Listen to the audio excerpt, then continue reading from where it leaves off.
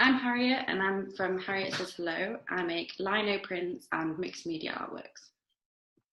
Hi, I'm Margaret and I'm from Quercki.com and I work with cork fabric. Fab. I'll ask you some questions. So Quercki is a fun name, so where did that come from? Well, the tree that the bark comes from is called the Quercus, and being fairly ancient, I did Latin at school, and I knew that if you want to make many things, make it plural, you would have Querci, but in English that looks like Quercy, so I stuck a K in it and that made it Quercki. Then I thought, oh, that's good because it looks like quirky, meaning interesting, different, odd, so I thought, I'm going to stick with this. When did you first discover cork fabric?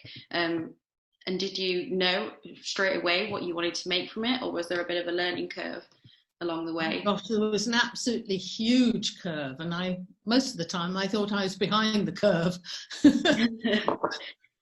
But I came across it in Portugal, I suppose about 6 or 7 years ago. My husband and I have a long connection with Portugal. We actually met there half a lifetime ago. And we thought then that when we came to retirement, we'd actually like to live there.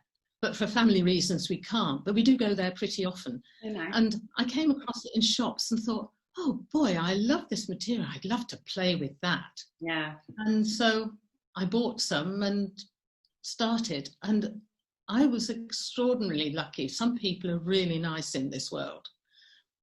I discovered I couldn't cut it very easily with a craft knife. I needed a laser. And I went out to a place in Hesse that has a laser. And when I arrived, I realized it was enormous. And I thought, oh goodness, they're going to pat me on the head and sort of say, yes, very nice, dear, go away. Yeah. But they didn't. These two absolutely delightful men said, come in, that's great, that's interesting. And for about 4 weeks, they let me use this laser free till I learned how to do it and what I could do with it. And I kept saying, Barry, you must let me pay you for this. And he said, it's not about the money. It's interesting. You go ahead. I'll charge you when you're ready. Can you believe that? No, that's amazing. So that's how I started. Yeah, no, that's Sorry? fantastic.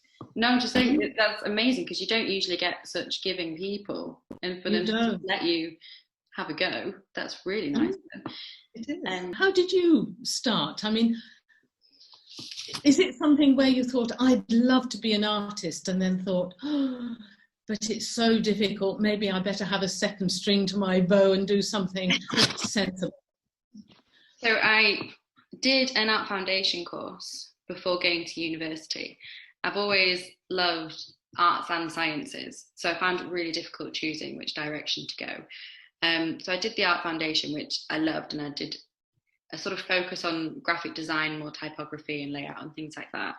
And then I went to university and did a science degree in human bioscience, which was really fascinating. I loved it. But after 4 years of kind of intense studying of quite a complex subject, my brain kind of was now mush.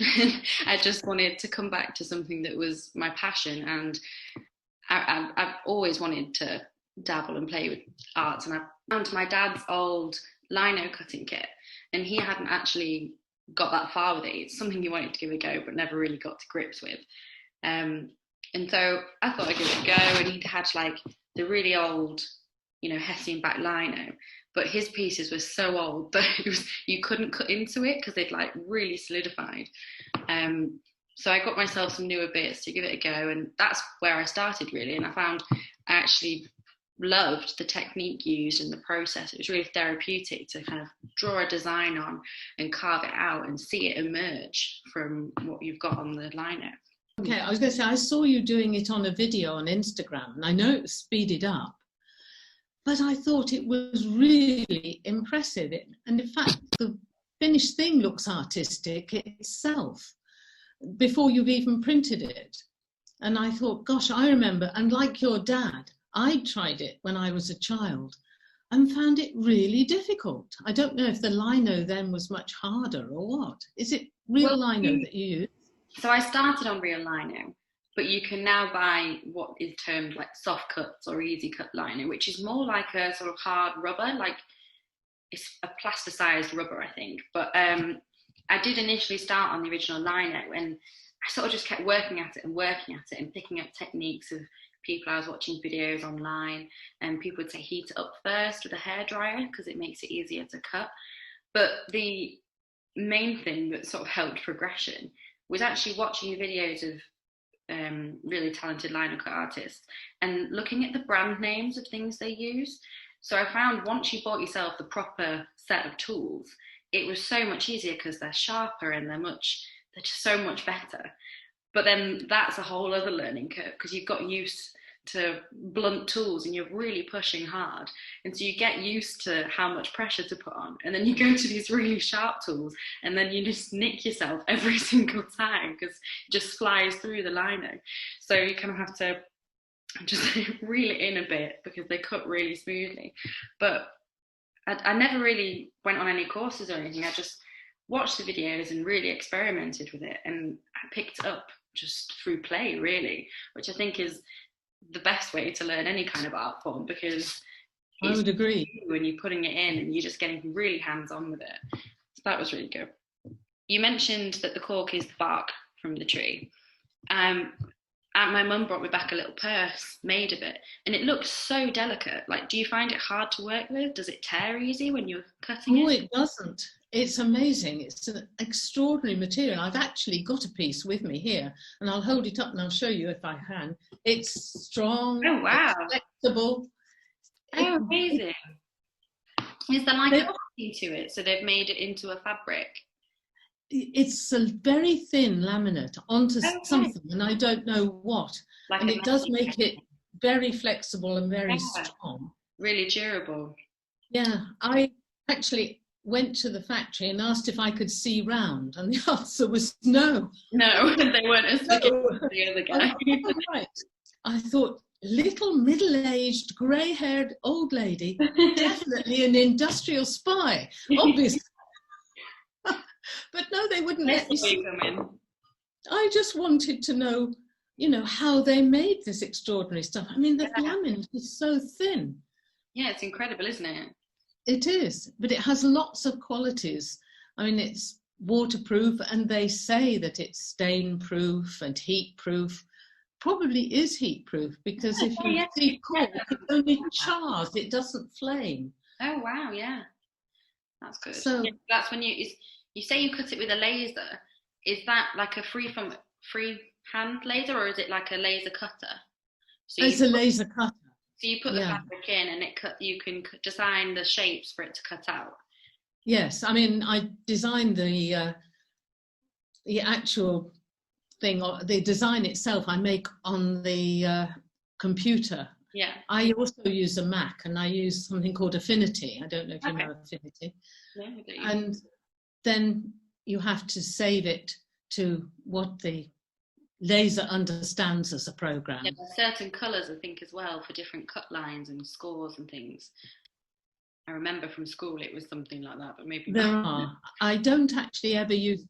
That's right. Yes, I don't actually ever etch because the laminate is so thin that you can't really etch on it. It goes straight through to the material underneath, which is a pity because sometimes I'd actually quite like to put sort of an inspirational message on a notebook.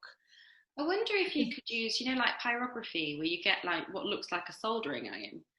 I wonder if you could write into it with one of them.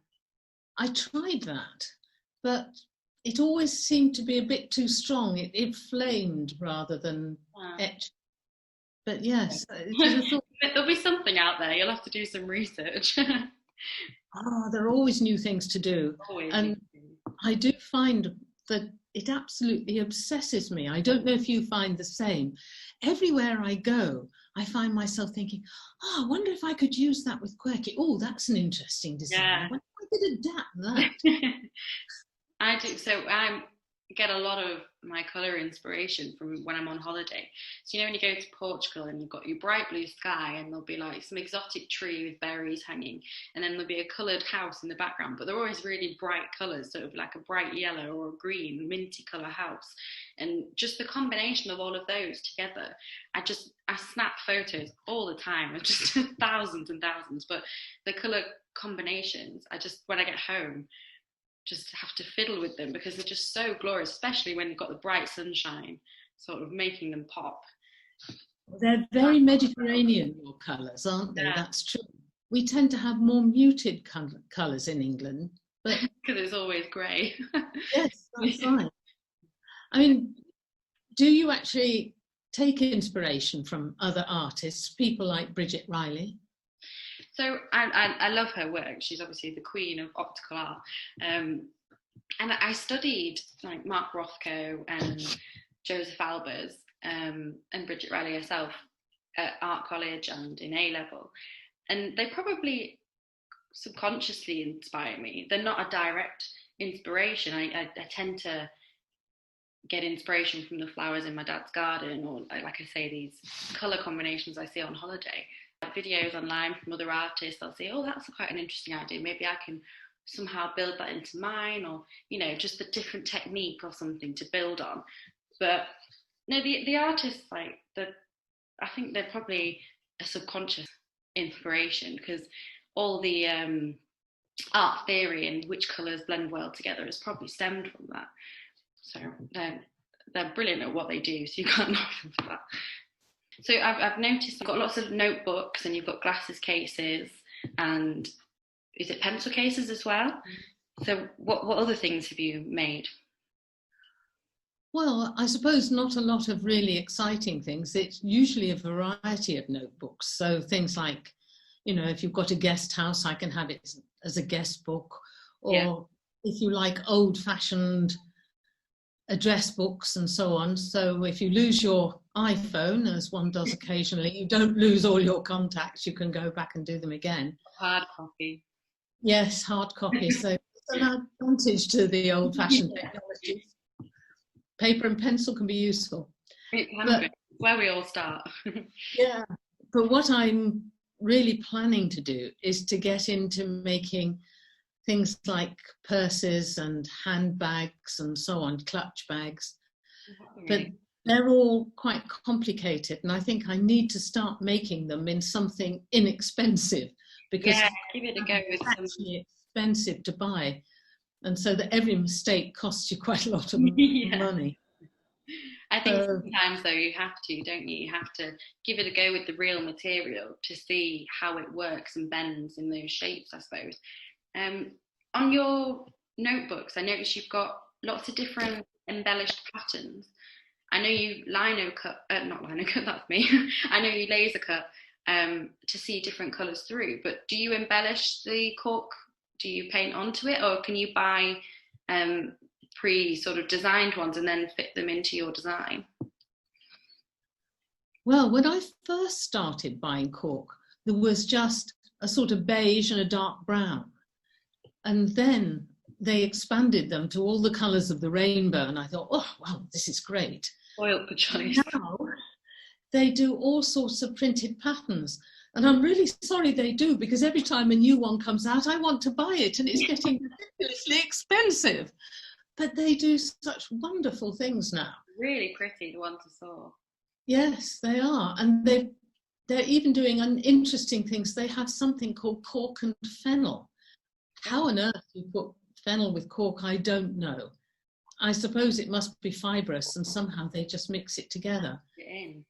But you get this lovely sort of textured cork now that it looks like, say, reeds or some sorts of grasses, but it comes in other colours apart from green. You get blue and red and brown. The brown looks quite like a bark of a tree, in fact. Okay. I get overexcited about it. I think we all get excited about our own piece. You're kind of buzzing and itching to get started again, aren't we? Yes. I mean, you obviously paint as well as doing your lino cuts. Which do you like best? Or is it I love the intricacy and the detail that you can get in a lino cut.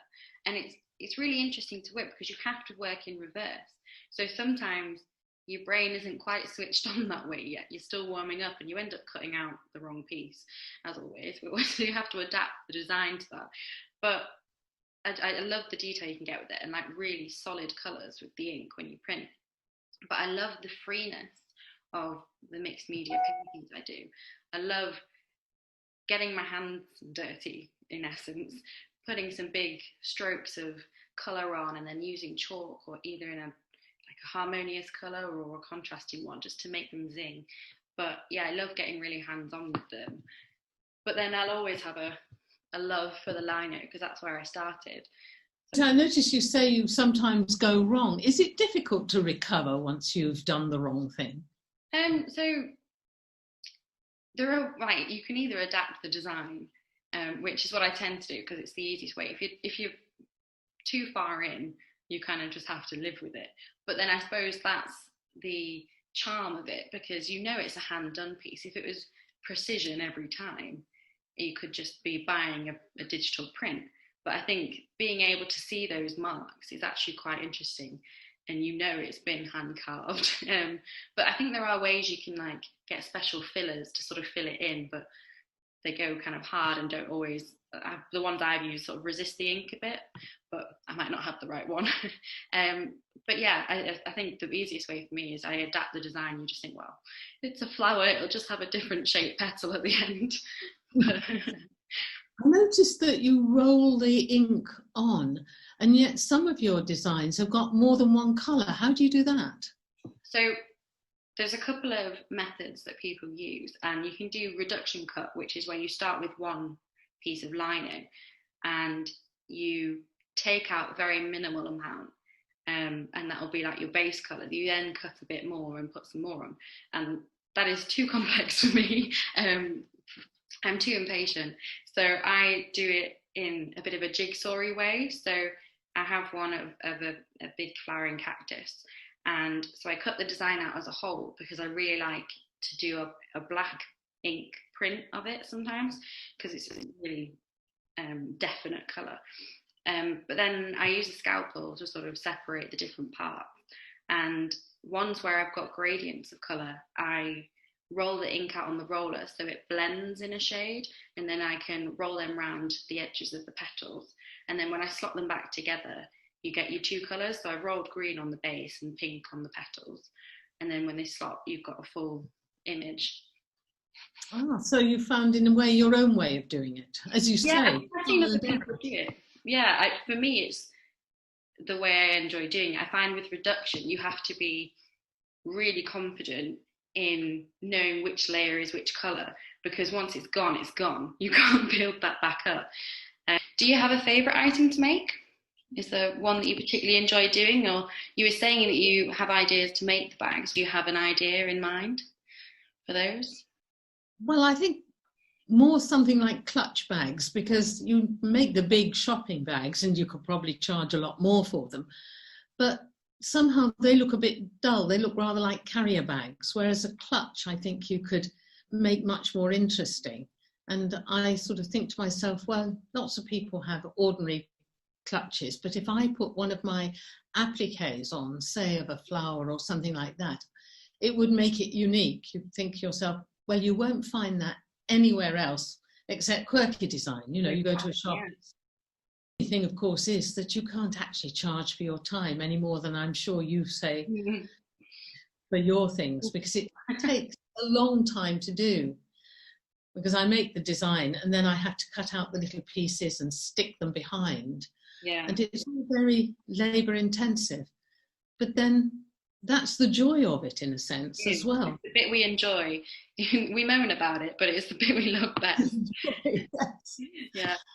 But they're such lovely designs at the end though. I'm sure everyone would be happy to have their own. You could almost do personalised ones, like, you know, to match an outfit.